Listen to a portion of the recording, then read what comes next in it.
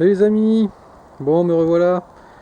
Donc aujourd'hui on va voir pour faire la taille d'un pommier, quoi de deux pommiers parce qu'il y en a deux, il y en a un à côté. Donc là ce n'est pas une taille de formation, c'est la taille d'hiver. Parce que là on a vu une taille de formation sur la dernière vidéo. Donc j'avais fait la formation d'un pêcher, donc d'un nectarinier exactement.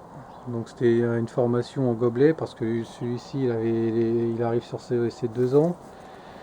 Donc les pommiers, eux, on arrive sur les 3 ans. Donc on a déjà fait la formation.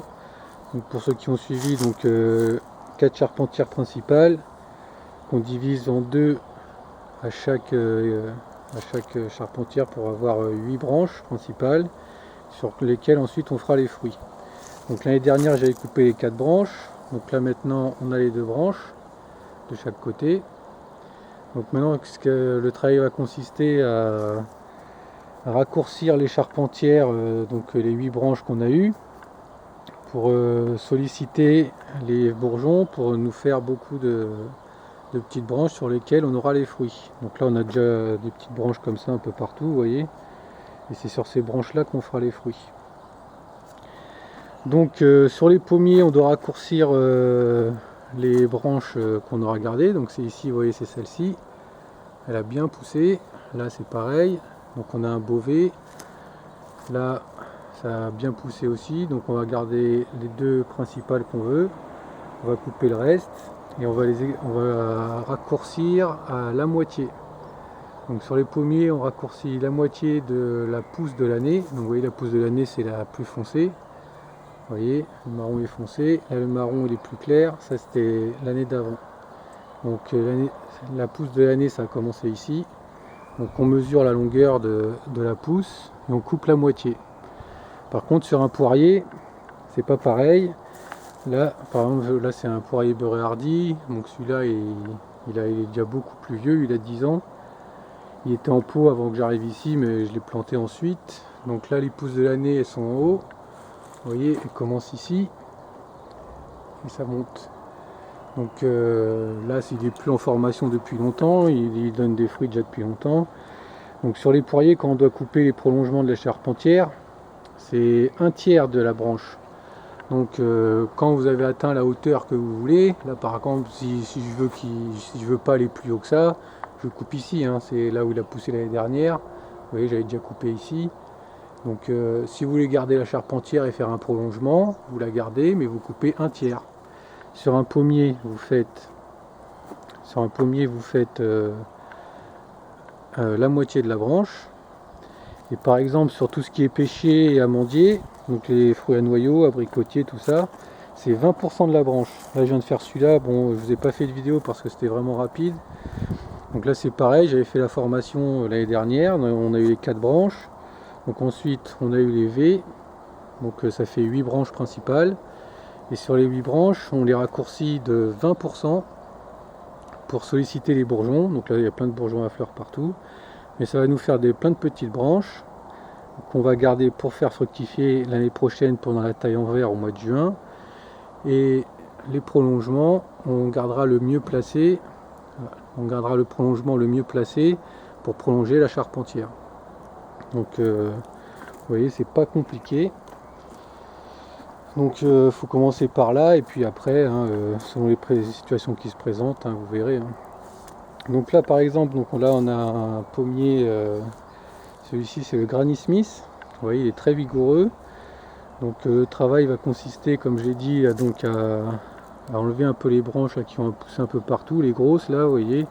Je vais garder celle-ci, celle-là je vais la couper, celle-ci je vais la garder, celle-ci je vais la couper, quoique ça elle n'est pas très vigoureuse, et elle part un peu à l'horizontale, donc je vais tenter de la faire fructifier.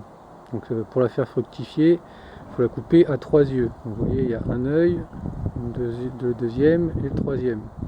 Donc on va couper ici, ce qui fera que ensuite il y aura une branche qui va pousser qui fera tire-sève. Celui-ci normalement devrait se transformer en dard et l'année prochaine en fleurs pour nous donner des fruits. Donc quand celle-là aura poussé, on va la couper pareil en taille en verre au mois de juin pour solliciter ce petit bourgeon pour nous donner du fruit. Et quand il aura donné du fruit, on pourra le couper, on aura une nouvelle branche ici qui repartira et pareil, on rebelote, on recommencera de la même manière. Donc avec un sécateur bien propre et qui coupe bien, donc on va le faire tout de suite, hein. Donc comme ça, hop, voilà. Donc celle-ci, c'est une branche qui part vers l'intérieur, on la garde pas parce que tout ce qui est vers l'intérieur on garde pas. Donc comme je l'avais dit, pareil, on coupe juste à côté du bourrelet, donc là comme ça, hop, voilà. Celle-ci, elle est un petit peu penchée, donc parce que quand ça part trop vers le haut, ça donne pas du fruit, ça fait que du bois, donc on s'en fiche. Celle-ci est un peu penchée, donc elle pourra donner du fruit. Donc pareil, je garde 1, 2, 3 yeux et je coupe. Clac. Voilà, donc il me donnera sûrement du fruit. Donc la charpentière principale que je garde, elle est là, vous voyez. Donc on va couper à la moitié.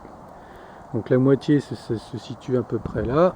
Donc ensuite par contre, il faut voir les bourgeons dans quel sens ils partent pour voir le prolongement où est-ce qu'il va aller. Donc faut pas qu'elle embête la branche d'à côté, faut pas qu'elle embête celle d'autre à côté. Il faut qu'elle garde la direction qu'on a choisie pour elle. Donc après on peut travailler un peu à gauche ou à droite quand elle part pas dans le bon sens. Donc là comme j'ai dit, la moitié est ici.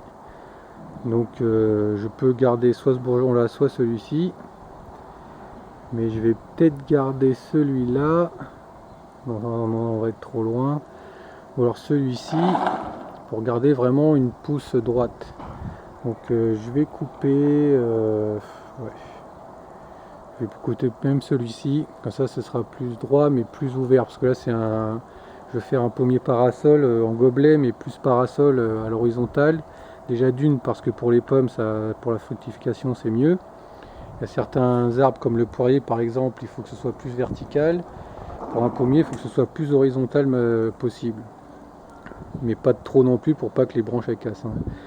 Donc je vais garder celui-ci, hop, comme ça va me faire le prolongement droit et ça ira encore un peu plus à l'horizontale. Donc on coupe, hop, voilà. Vous voyez, juste à côté du bourgeon, pas trop près mais pas trop loin. Donc voilà. Donc ma deuxième charpentière que je veux garder, elle est là, vous voyez. Donc là c'est pareil, on va choisir la moitié qui soit à peu près à la même hauteur que celui-ci. Donc si c'est un peu plus haut, si elle est un peu plus longue que celle à côté, vous coupez de façon à ce que ce soit homogène, hein. Sinon si vous avez une branche qui fait 30 cm de plus qu'à côté, ça fait pas joli. Donc on va prendre un bourgeon bien placé, celui-ci me plaît bien. Donc je vais prendre celui-ci, on va le couper. Hop, tac, voilà. Alors, comme on avait dit, on gardait celle-ci et celle-ci. On les a coupées à la moitié. Donc on a pris ces branches-là pour faire du fruit, donc à 3 yeux. Celle-ci, c'est pareil. Pour celle-ci, pareil, on va faire 3 yeux, donc 1, 2 et 3. On va même couper à celui-ci, celui-là, hop, clac, 3 yeux. Ça c'est moche, on coupe. Là pareil, donc on fait un et encore, elle va un peu trop à l'intérieur, mais bon, vu qu'elle est bien horizontale, on va tenter de la garder. Donc 1, 2, 3 yeux et on coupe. Voilà. Donc du coup je fais pareil pour les restes, pour les autres branches, et puis je vous reprends. Allez. Là il y a beaucoup plus de branches, donc je vais garder ces deux là, parce qu'elles sont bien placées et elles sont pas loin du tronc. Donc chose importante aussi, il faut toujours éviter de faire des branches de 15 mètres de long pour les charpentières, parce que plus on est près du tronc, mieux c'est.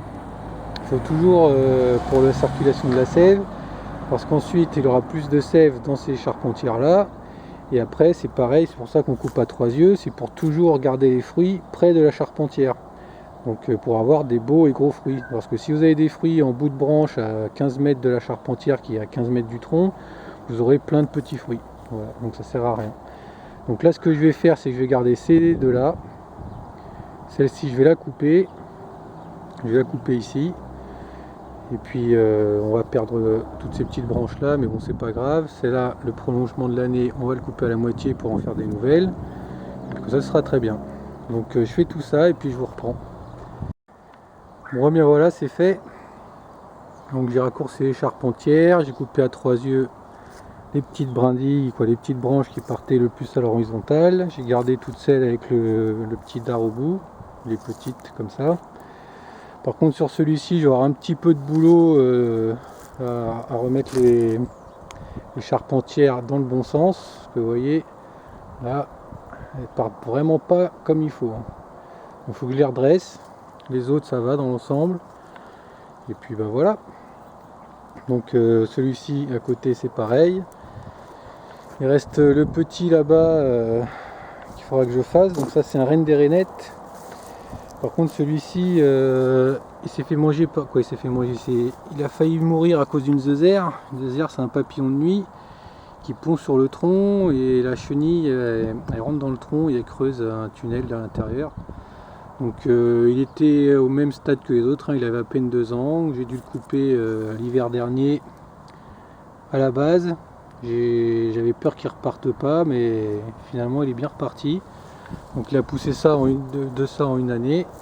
Donc celui-ci je le laisse pousser encore et je le couperai à la hauteur désirée, hein, à la même hauteur que les autres. Du coup on a perdu du temps, mais bon c'est pas grave.